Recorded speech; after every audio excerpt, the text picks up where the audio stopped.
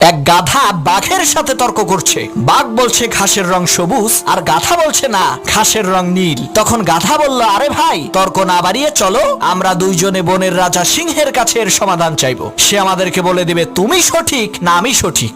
বাঘ বলল চলো যাই। তারা দুইজনে বনের রাজা সিংহের সামনে এসে দাঁড়ালো।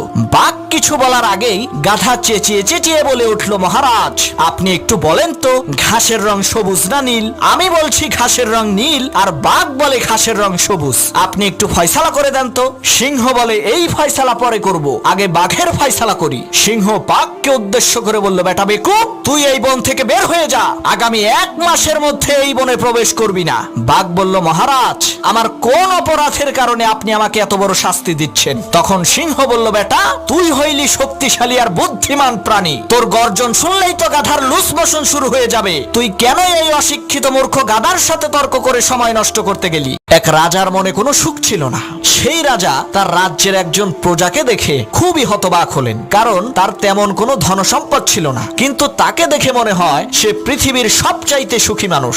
মন্ত্রী বলল, রাজা মশাই, এই লোকটিকে দেখে আপনি বিচলিত হবেন না, আপনাকে একটা খেলা দেখাবো, চলেন।